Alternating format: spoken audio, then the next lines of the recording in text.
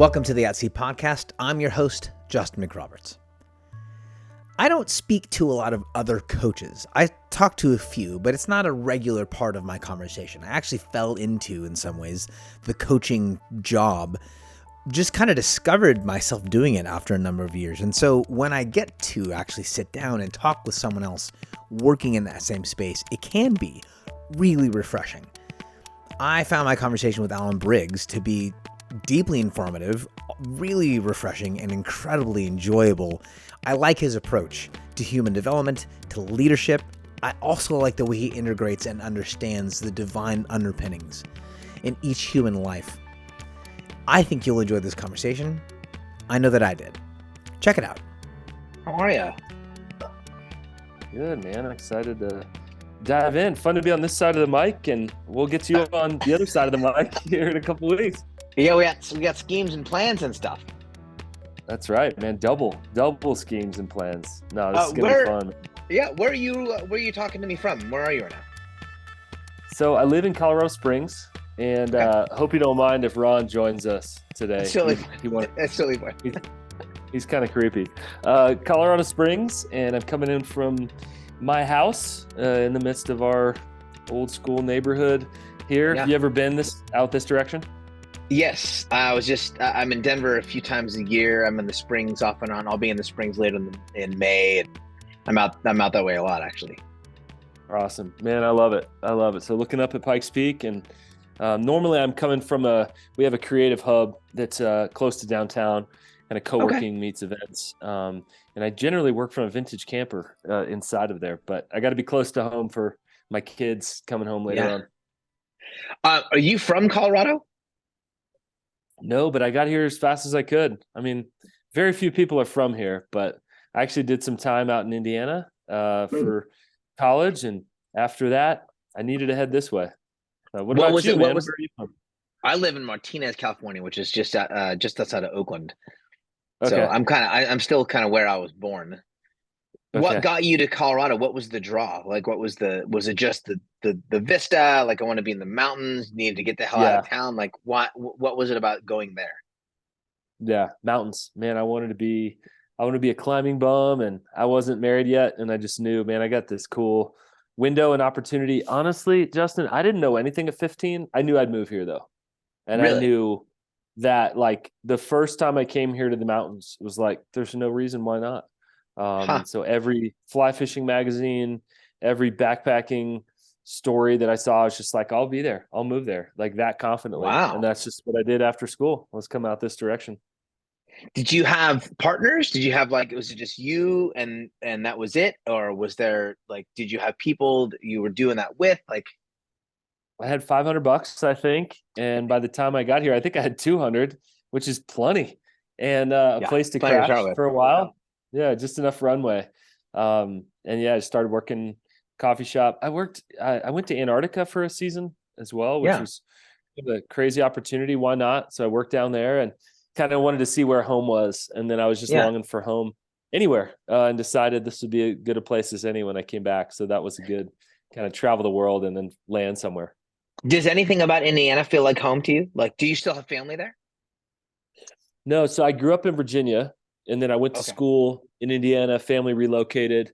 And the South, the classy South does not feel home to me. No, man, there's something kind of quietly oppressive about it. And there's no real honesty. And I don't know, I got out here and it was super refreshing. People actually tell you what they think. Where are your where is family? You got sisters, brothers? Where's everybody? Brother is kind of living the East Coast life, and so he's in the Philly area.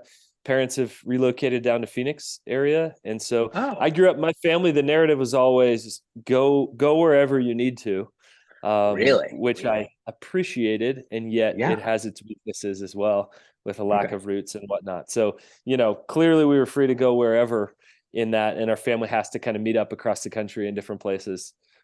So when you guys get together, you have to, like, pick a spot, and pretty much everyone has to travel. Yeah. So my brother, my dad, and I are close, Justin, and we actually pick a different B-rated city each year. So it's never going to be San Fran. It's never going to be New York City.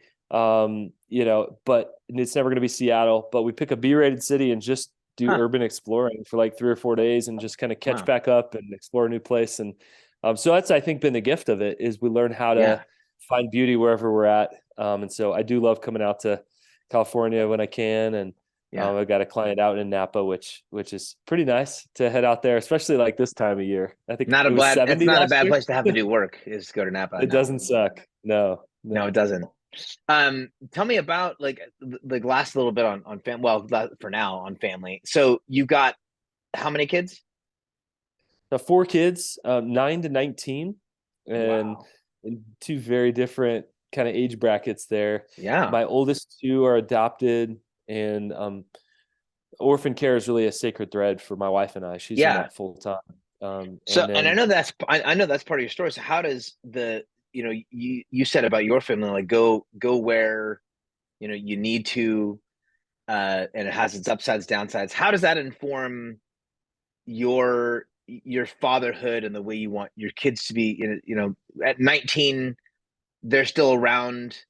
Like, is launching different for you? Because for some folks, like, launching is, you and I probably both know some folks who are like, hey, when you're 18, bye. Yeah. Like, get out. And then and then there are also some folks who are like, hey, you could be 34 and still live with us. Like, does your history in the middle? Oh yeah? Does your history we're gonna lay in the middle. What's that look like? Go ahead. What's interesting is what informs me more is actually having adopted kids, because they have this huge human need for stability. And I realized that I actually wrote a book on this called Staying is the New Going, is that when I traveled, I realized that, man, roots are a huge thing. And like, there are different pieces that are awesome about parts of the country, but like the Midwest understands roots are a big thing. Family is a big thing. And so I found myself saying, I'm going to put down roots. I mean, I hope to be buried in our town here. And I think that's just an interesting thing to look at and say, I grew up very much connected to my place, but knowing that it wasn't the long-term place. But I want my kids to have a place. And I think that's really important. This placelessness has a lot of consequences to it. But with the freedom to jump temporarily. Also, being from another country, I remember initially my oldest 2 are from Ethiopia, and I thought there may be a day where they want to go back and they want to bring all that they know and all that they've learned and become back to their native country. And I don't see them doing that, but I think I was ready at the moment of adoption sort of for that, of like, man, that could be a gift for them back to their place. So there very much was both a letting go and a rootedness that we wanted to raise our kids with. That's great. You talk about home, you talk about that sense of like, go where you need to go. And you have the history of, chasing some sort of passion. You work now as a coach, and you come in contact with folks who either they're somewhere along the lines of this journey, but probably more so folks who don't really know how to get into that, don't know how to chase a passion. Talk about like what coaching is for you. So, I coach folks. There are other people who have kind of different coaching, perspectives and philosophies. What's it mean for you to be a coach? That's the kind of the broad question. And then like, who do you get to help? Which is kind of the underpinning, because that's really where the rubber meets the road. You can say, hey, this is what coaching is. But the real question is, who do you get to help? So what is coaching for you? And then who are you getting to help right now? Yeah, the narrative I think is more helpful to start with. Is for me, I view myself as a mountain guide for the crazy journey that is leadership for people. And life and leadership are inextricably linked for me. So, I actually coached today 6 different leaders in 6 different states.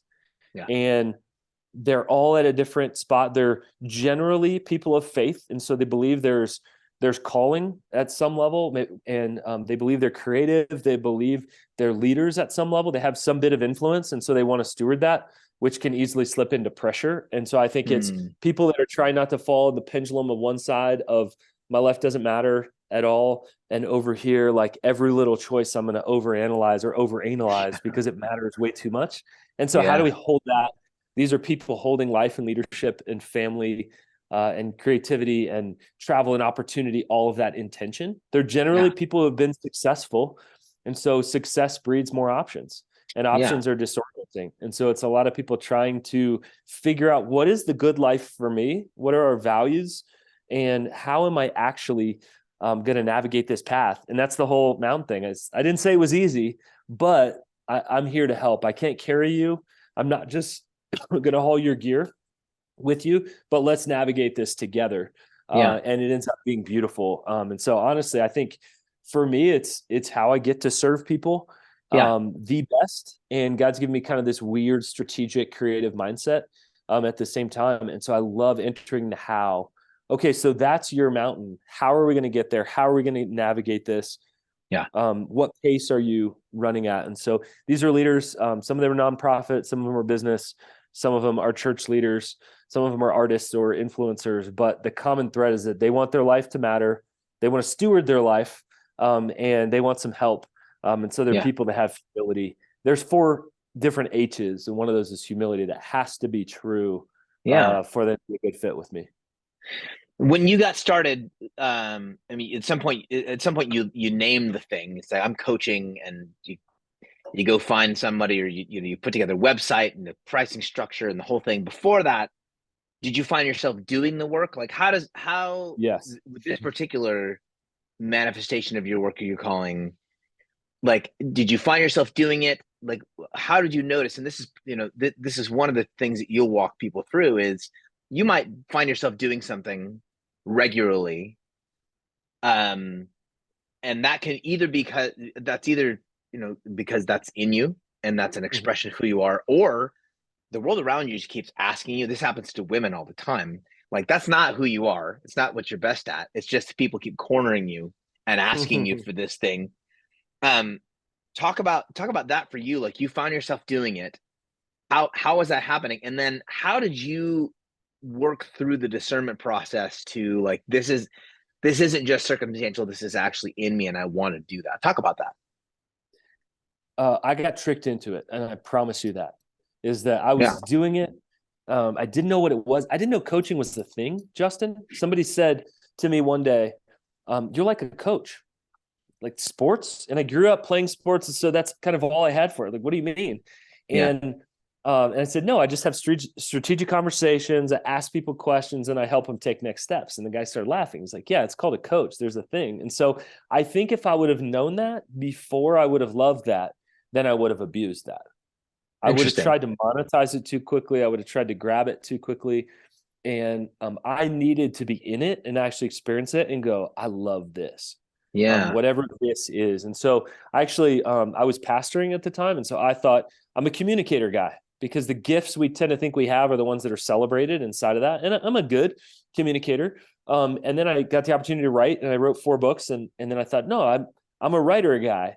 And then I actually realized at the end of the day that coaching is primary, and that I'm more of a pull communicator. I'm pulling the best stuff out of somebody than I am a push communicator. Let me push this idea, this brand, this message. And I had to own that, because that's humbling, because very few people know really what coaching is. Until recently, it seems to be in vogue. Everybody seems to be a coach. And on LinkedIn, it's just put on your blazer with elbow patches and you're a coach. It's really interesting in that. And so, but at that time, nobody was really doing it or hearing about it outside of executive coaching. And so it really was a bit of a loneliness within that. And certainly the risk to jump was me saying, this is my greatest impact on people. And at some point, I'm going to have to make a move to that full time. And it was scary. Terraciting is the word, but I mean, it was scary. And took the jump, and then COVID hit when I just made the jump to full time. And so that was the first year of it. So I was like, here we go, straight into it. But man, I love it. I probably do it with 70% of my week. And then I write content as well. I do some other kind of creative. You use the word, you said terraciting is the word. What does that mean? Terraciting, equal parts terrifying, equal parts exciting. And both of those are true. It's like I'm throwing up my hands, and I may have to puke at the same time. Talk about the pastor role. So how long were you a pastor?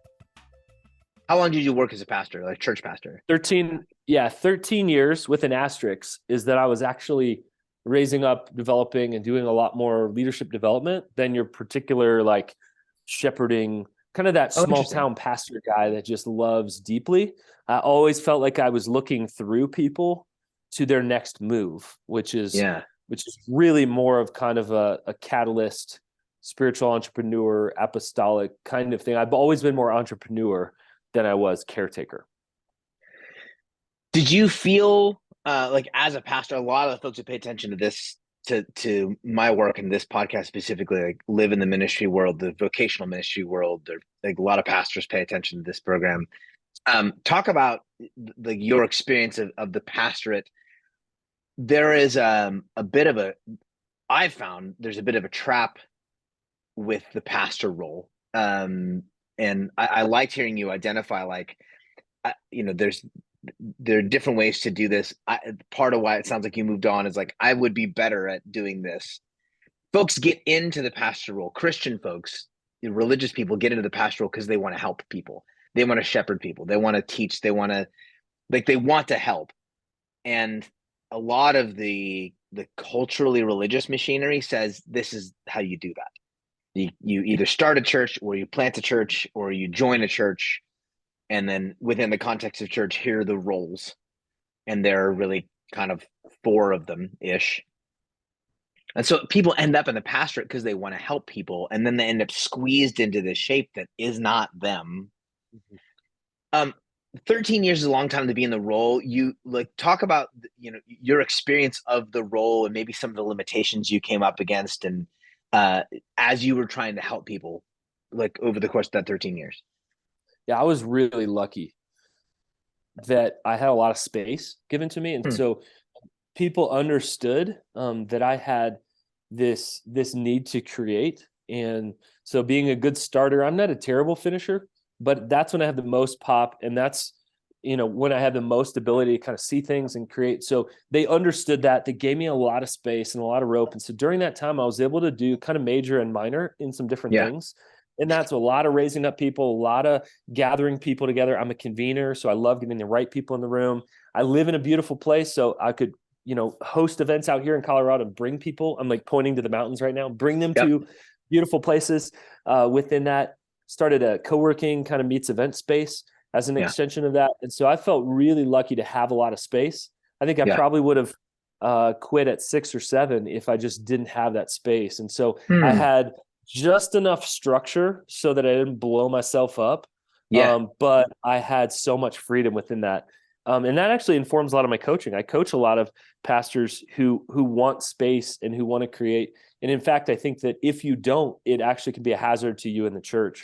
Absolutely. If you don't have space to create something that's beautiful, and it doesn't have to go underneath the lens of the church. And so limitation breeds innovation. And so financially speaking as well, I live in an expensive place. I had a lot of kids. And so I had to go do other things. And that's when I began to monetize coaching, began to be out in the community more, and began to have to practice those entrepreneurial impulses. And I'm so grateful for that. And that's a lot of what I help pastors do is to say, I want to develop a network, or I want to develop something beautiful in our community. So with a guy today, and they want to develop a community hub. And then the church just rents it back from this entrepreneurial organization. And so I tend to attract pastors that think differently, not because they want to leave, but because it's engagement. It's not escape.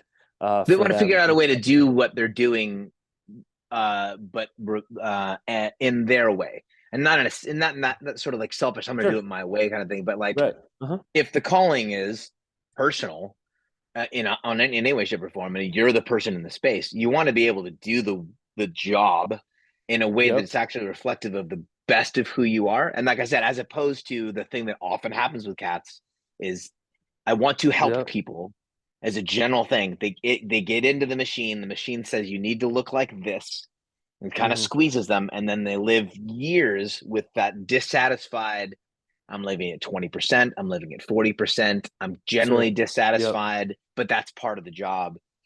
I'm with you insofar as like, I don't think that it has to be that, like, like you said, limitation breeds innovation. One would hope that for more pastors going forward in the next chapter of American religious life, as we run up against the limitations in the particular roles that we've dictated in our structures, that would come with the invitation to invent and reinvent and recreate, as opposed to just like, that's just too bad.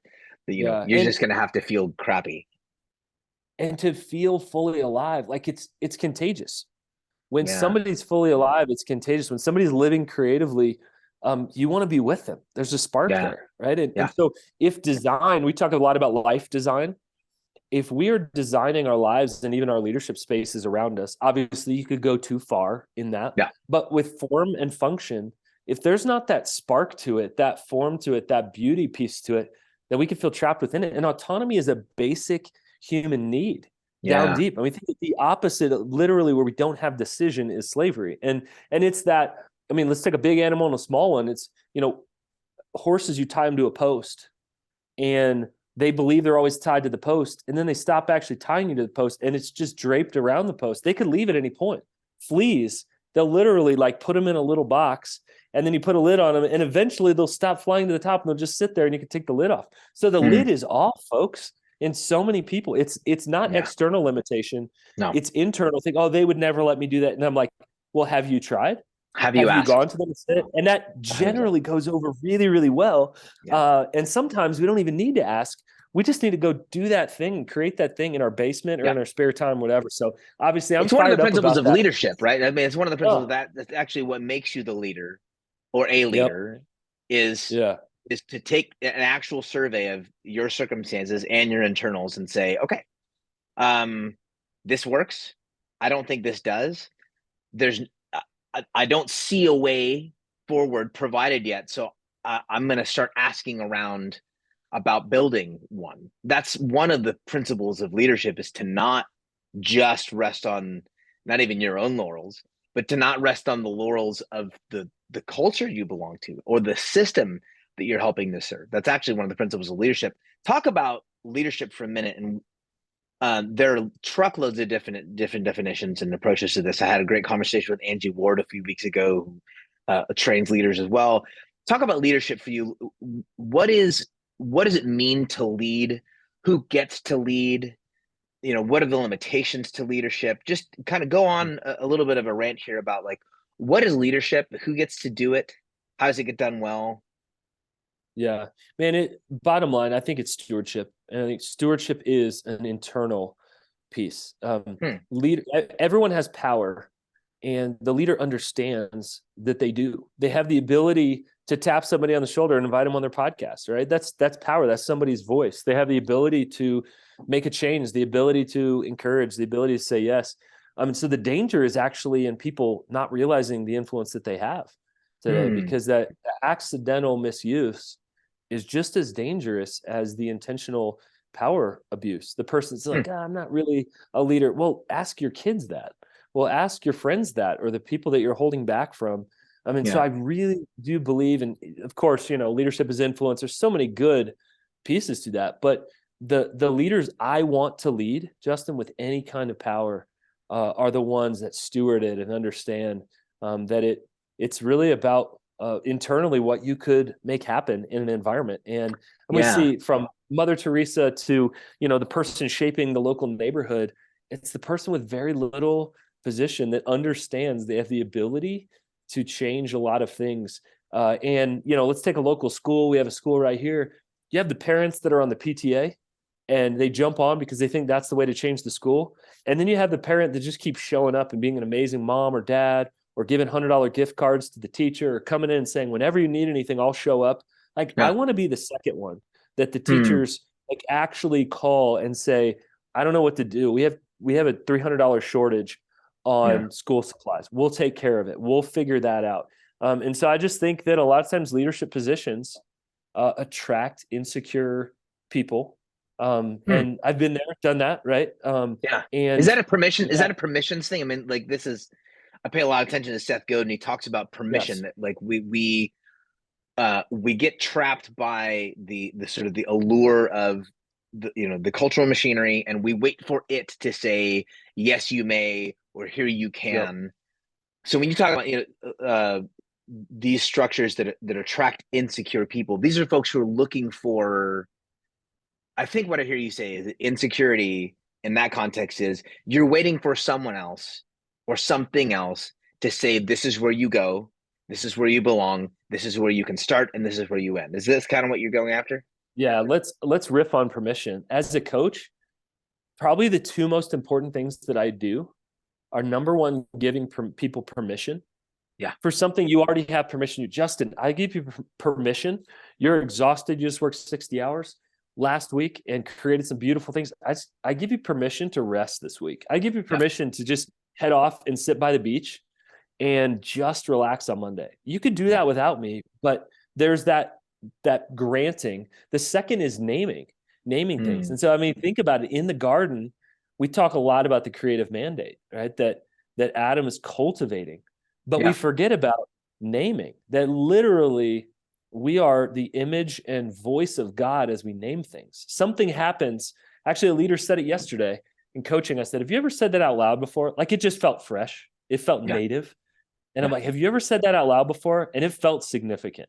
Yeah. Like, it did something to me when he said it. And I think it did something to him. And I said, you need to write that down. I want you to pay attention to that. And so getting people to name, or like, there's this feeling, I just feel, well, what is that? And then they name it, and there's power in that. And so naming and permission, and I think that's a beautiful gift that we can grant as lowercase L leaders that maybe don't have position, or uppercase L leaders. Know that in this season, I'm a lowercase L leader, is that anybody can fire me as a coach whenever they want. 100%. But so great. I called a guy on the way in this morning who's struggling, and I just said, hey, man, you got 5 minutes? And that 5 minutes was probably the most significant piece I poured into any leader today. Yeah. And it was 5 minutes, and it was a call. And I would have left a voicemail. I would have shoot him a voice memo. But I just think it's unbelievable how we're waiting for other people to give us permission to be who we're already uniquely designed to be. Yeah, there's a bit of a listening curve there. I mean, I was on a conference prayer planning call with some people this morning and talking about the act and the practice of attention and paying attention and listening. That we're going to talk about noise and the internet here in a minute. One of the lost arts and the quickly disappearing arts is the art of attention, is the art of actually listening. So when, on a couple levels, one, when you talk about, someone who, and you and I talked to a lot of the same kind of people, because they'll come to the end of not just a week, but like a whole season where they're busting their asses as hard as possible. They're winning left and right. Things are great. And it's not even that they're generally like they're not drinking themselves to sleep. They're just really, really tired. And their body and their psychology are both screaming, saying, homie, we need some time here. We need a break. Give me a couple of days. Give me a week. They're being asked, but they don't listen to their body. They don't listen to their screaming psychology. They don't listen to the loved ones around them saying, like, Angie, like at dinner, we're in the middle of a conversation, you're half falling asleep. And they're not paying attention. That lost art of actually listening. I just finished a series of books. Well, it's just really the two by Johann Hari. Do you know Johann Hari at all? And the first one's called Lost Connections, about depression and anxiety, mostly depression. The second is called Stolen Focus. And one of the things he points out that I continue to find as a coach, as someone who wants to help people, is I can prescribe as much as I want to with regards to this person's, here's your inner work. Here's the stuff you need. Like, here's a book to read. Here's some like personal practices. The machinery people are up against nowadays that steals, in his words, it steals focus, that demands attention. Is I can't outdo it. Like, I'm not smarter than Facebook or the team at Facebook. Right. I'm not smarter than Instagram or the team at Instagram. I'm not smarter than Google or Twitter. These things are demanding attention from me and wanting to direct my attention to ultimately to themselves, but to things that I don't, I may or may not care about, up till, even to the degree that I don't know, and this is part, again, you'll resonate with, I'll talk to folks who don't know what they care about because they're so trained by the machinery around them to care about this. You have to care about this. You have to care about, they don't know how to pay attention to themselves or their loved ones. Talk about that. I'm assuming you resonate with that as someone who's like working with folks. Talk about the machinery we're up against, because it's not, yes, it is. It's like you want to know yourself, you want to make plans according to things you're impassioned, but you're also up against some things that are they're trying to take away your life. They're trying to take away your passion, make you part of the machinery. How do you come in contact with that? What's that look like in the lives of people you're coaching, and what are you doing to help people divorce themselves from the noise? Yeah, man, first of all, I'm trying to be that myself. I'm trying to use Stephen Pressfield's word, resistance. I'm trying to resist myself because my kids are watching, and they'll forget what I say, but they're watching me like a hawk. And then secondly, if I have nothing to offer a coaching client to say, hey, I have a thought here. Would you be willing to hear this? And secondly is invitation, because so many people are pushing in. And so there's something magical that happens when we invite people in. And that's why a question matters. And it's the difference between being invited to somebody's house for an amazing meal and coming to their house at midnight and they're coming with a baseball bat. One of them, you get a hug. One of them, you get a baseball bat in the face. And it's the difference between invitation or breaking and entering. And so the attention it's coming. I'm thinking about it, the attention economy right now, the connection economy. And our focus is where we put our lives. And it's both a root and a fruit of that, right? And so the delta gets wider if we don't know what we're about. And so that's why I think core values, that's why I think life plans, that's why I think that kind of where am I right now and the understanding of seasonal awareness is more important than it's ever been, because I need to know where am I in this season. And I think what complicates it is that pieces of our jobs are actually need to be online, whether it's a call that we have, whether it's email at some level of answering that, whether it's some kind of public persona that's an extension of who we are, but not the totality of it. And it's really confusing. And so I was actually coaching a guy, he's a YouTube influencer, and his friends are like, oh yeah, but it's your job to be on social media. And finally he had to say, no, it's not. It's not my job to scroll and to waste my life on it. It's my job to actually produce and create something and then hit send. And he's actually gone old school with a dumb phone and like kind of a clamshell flip phone, because he's like, I can't handle it. And at some point you have to say, literally, Instagram team is smarter than me in that. So I think that's the start of it. Rhythms and just literally going with, let's make unemotional decisions about what we're going to do and not do. And just go like every night about 9, I'm just going to be tired. And when I'm tired on social media, I'm just going to be envious and I'm just going to be grouchy that I didn't get that thing. So like, it's just not going to end well. And so I can just predict about that time each night, it's really bad for me to be there. And then I think there are seasons where we need to pull away some. And I mean, there's seasons for feasting and seasons for fasting. And I think the same could be true of our inputs and our outputs.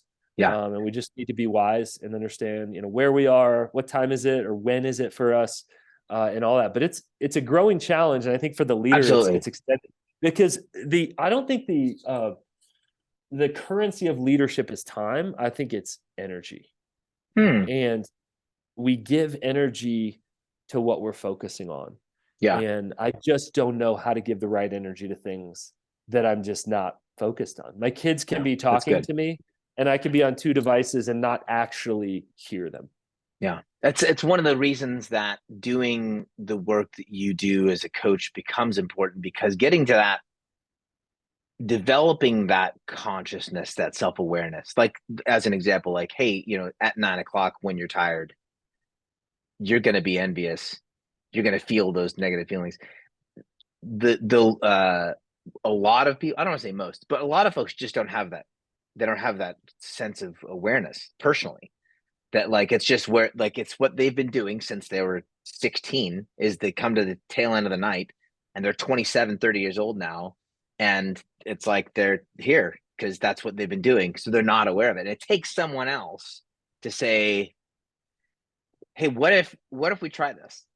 What if that thing goes off at 8:30 and let's try this as an experiment. It really does take a voice outside, even if you're a leader, maybe especially if you're a leader, someone outside you to say, let's try this. Let me give you some altitude in your own life, because I just won't have it unless someone else gets me to it.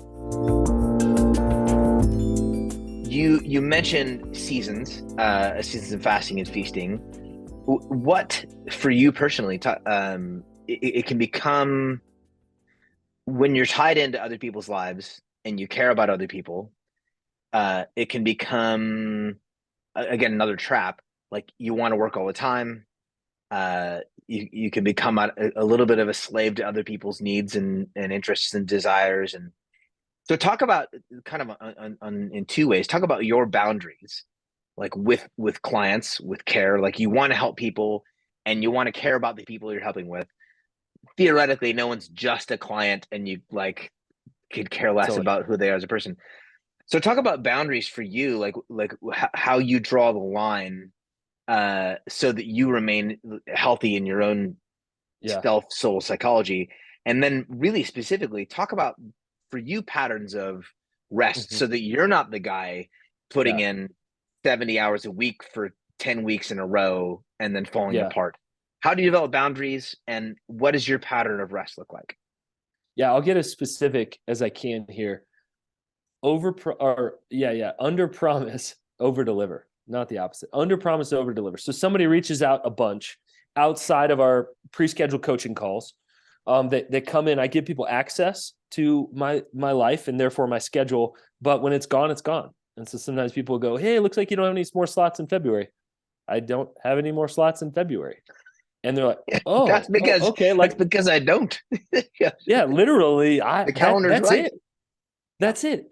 And so I think there's that piece of embracing limitation in that, and knowing that with the limitation comes both the creativity and the ability to do other things. And so I'm actually recording this at home, not on my, in my podcast studio, because my daughter will get out of school and walk through the door, in about 30 minutes.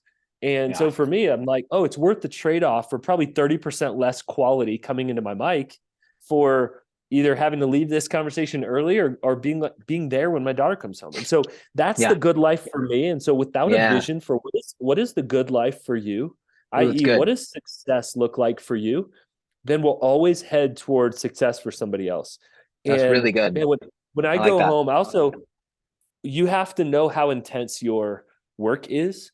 And I have a very intense job that requires me to be all in. And it's 1.5 or 2x as challenging on Zoom, because they're not physically there in the room. And so with that, I say, man, my brain's pretty much gone at 2:30. And so I love early morning. I work with the East Coast clients. And then I close my laptop and I'm full on in dad mode, driving kids around to different places, taking them out. We have family fun night tonight. My wife teaches a foster care class, and we go have fun every Thursday night. And like, that to me is something I've committed to in my mind. And so when I know the limits, I say, man, how do we squeeze the most out of that? And hey, if there's a 20-minute time here, if there's a 5-minute call here, and so how do I, in the most amount of time, create the most amount of whatever encouragement, advancement, healthy decisions? And so a voice memo, I actually use Marco Polo instead of, hey, can we grab a quick meeting? It's almost always going to be no. But hey, let me shoot you this quick thought on that. Under promise. Hey, Alan, can you look at this big prospectus? I'm going to present it here. I probably can't get to it the next week. In my mind, Justin, I'm thinking, I hope I can get to it. Yep. But I said, I probably can't get to it. We'll see. Yeah. And then they think, oh, he's probably not going to. And then I'm able to get to it 2 hours later. I sneak it in. And so I think a lot of times we actually do the opposite. And, we are so relational. Maybe the last thought on this, Justin, is start professional. You can always move relational. 100%. Professional, you can always move relational. And so our first session of coaching is, hey, here are the bounds. Hey, I got to go. I get a previous commitment. They don't know if I'm driving home to see my kids, if I'm going to the gym, or if I'm heading into a nap, which I am a napper. And so if that's actually just got off one, man. And so for me, it's really important to say, like, that's not any other business. And I love to protect other people's time. But most caregivers, which I think you're saying, let ourselves be violated in that sense. Yeah, two super key things you got into. One was that you can say it a number of different ways, but like start professional, you can always move relational. The hyper availability that social media has trained us in, and the hyper availability and hyper vulnerability. Boy, that is a really bad combination to be as available as your apps ask you to be. It's bad news. And to be as vulnerable as your apps are demanding you to be in order to get more attention is also terrible. We're so trained in that.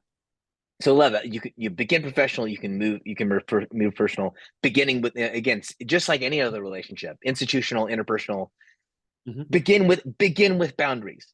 Like, because once, and we know this interpersonally and romantically, like, if you don't start with some boundaries, I'm not saying don't complain to me that he's stepping all over your heart. Like, feel free, but I am going to point back and say, like, hey, when y'all started dating, you let him all the way in, like, and now you're trying to set up some boundaries. No, he got used to that.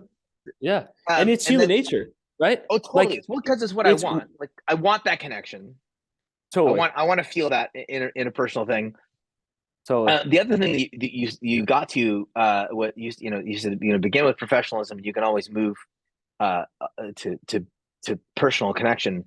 Man, the underpinning there has to do with like knowing your own self. Like, you talked about, like, you come to the end of the day, like, and that might be 2:00 in the afternoon, and then you're just you're in dad mode, you're with kids. That has to do with like knowing that that's what you want, and like knowing that's true, like knowing what it is that you want as a person is super, super key. Bigger than that, though, and again, you kind of get to is practicing that. And I've never gotten over that, and I don't know who did it first. I've never gotten over that analogy of like, you got a jar, and then you have like the large rocks, and then you have smaller rocks, and you have stones, and you have sand. And that if you don't put in your large rocks first, they won't get in there. So figuring out, like, when you talk about boundaries, I love the hyper practical of like, I work early mornings. I know, like, I want to be available for my kids. That's a big rock thing. And I won't get it in if it doesn't go in if I don't plan around those things that actually matter to me most, they won't happen, because the smaller stones, and specifically the sand, will actually fill up that space. Super, super, super key to actually, like, really actually get that part of, like, it's one thing to become aware of that and know, like, this is what I want. Because who doesn't want to be a great dad? Of course you want to be a great dad. So if that's what you want, homie, you have to practice that and like make it a pattern, because it won't just happen, and the sand around you won't make room for it. Yeah. Let me put some language to this. You're talking about accessibility earlier. And so I have this phrase, don't be available, be accessible. Yeah, that's good. And availability, I'm unavailable to anyone except for you right now, Justin, because I believe this conversation counts. I'm enjoying it. Hopefully other people enjoy, the scraps from it later. But I'm unavailable to anybody else. However, if somebody shoots me an email and, says, hey, do you have any time in the next whatever, I can probably make that work in the next couple of days. So I'm not filled to the brim on that. And so I think we can't hide in an ivory tower or a green room somewhere.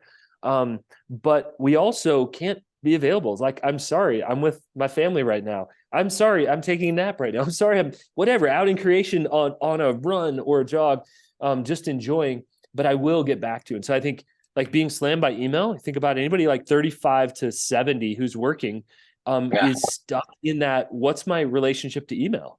And I just don't make promises there. I'm like, this is the worst way to get a hold of me. If I trust somebody, hey, here's my cell, let me know. But it can be a 2 or 3 day lag there. And so I just think that's important to say. We have 7, 8, 9 different inputs. People can message us on different ways.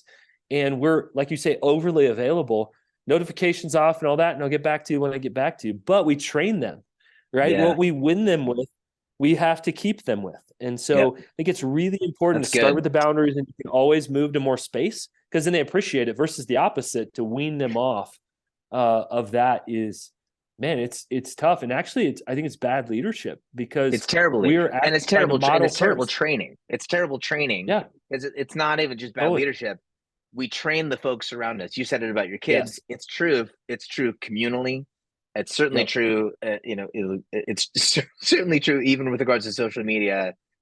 We aren't just involved with other people. We are training people constantly and normalizing behaviors constantly. And it is, you said it's hard. I think in some ways it is damn near impossible to go to work backwards from being, in terms of the way what people understand and expect of you. It's damn near impossible to work backwards from being like overly available, overly accessible, and a slave to the world around you, to then suddenly becoming a person who like works with legitimate boundaries and a sense of their own wholeness. Like the work of disappointment that you have to do, the way you have to disappoint yourself or the people who come to expect you, that's just so incredibly cool. It's damn near impossible to do.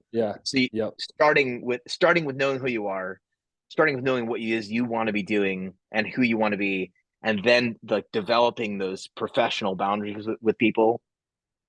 Like, please go that way. Please take that path.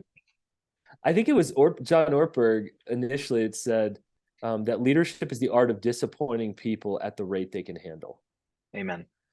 And to think about, man, I'd rather disappoint you up front and go, hey, as people ask all the time, we should get our families together. This is kind of the dreaded statement for me in the season, because it's like no one has the spread of our kids. And if we get a whole night by ourselves, like we're probably going to be at home in our PJs, like, eating just pizza y'all and watching a movie. Like that's going to be it. And so I just say, hey, I just want to stop you right there. Like I could probably get together with you. Also, my wife's in foster care and evenings are crucial, and she's an introvert. And so just explaining the limitations of our life and go, hey, and I'm in a season where I turn down people for picking my brain for coffee. Like that's not a thing for me in the season. My brain is picked.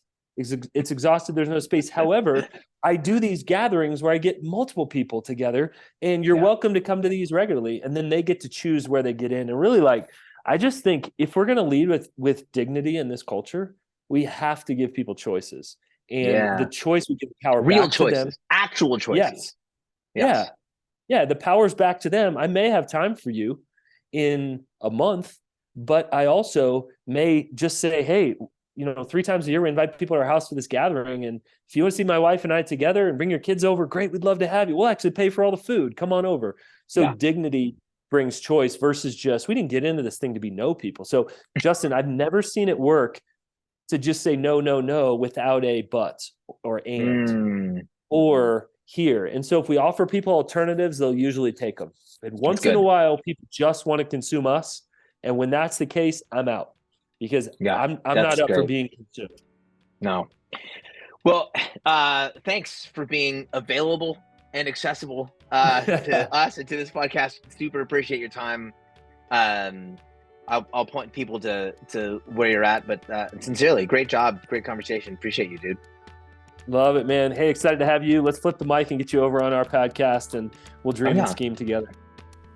And thank you for joining me and listening to this episode of the Outsea Podcast. If you would like to follow up with Alan Briggs, you can visit him at alanbriggs.coach. It's ALANBRIGGS, remember the 2 G's there, .coach. If you'd also like to be one of the folks who makes this podcast happen, we'd love to have you on the team. Visit me at patreon.com/Justin McRoberts. I'll see you there. Until next time.